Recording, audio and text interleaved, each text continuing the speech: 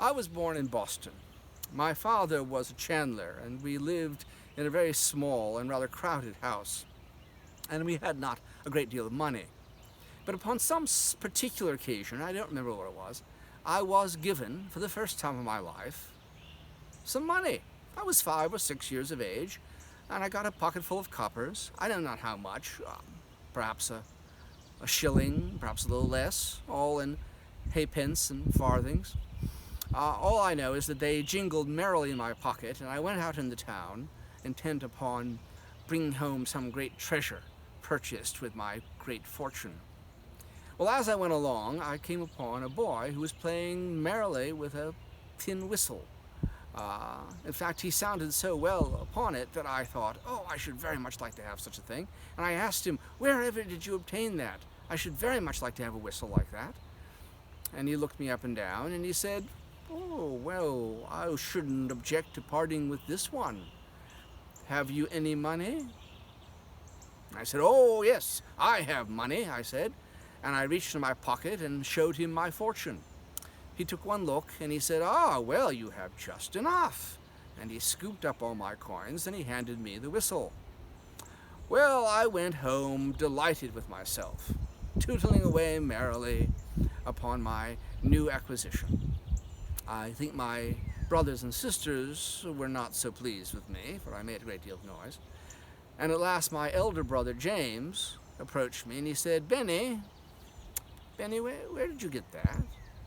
And I said, I bought it with the money I had.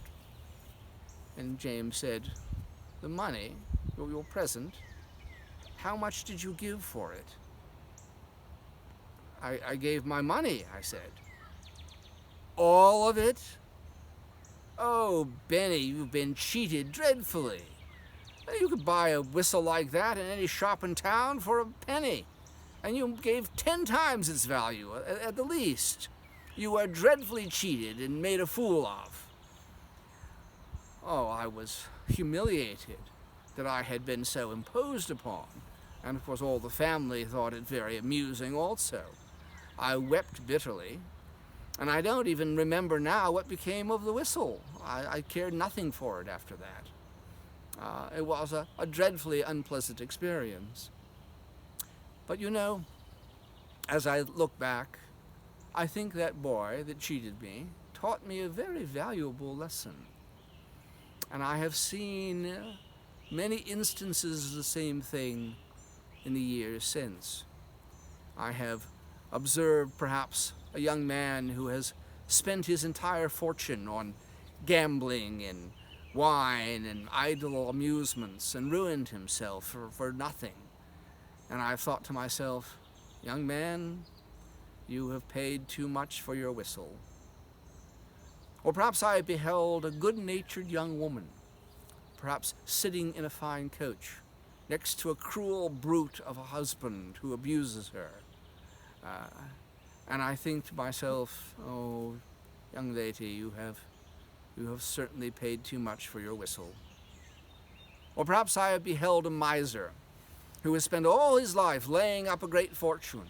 He has foregone all the pleasures of society, family, friendship, even the pleasure of doing good to others, simply that he might lay up his great hoard.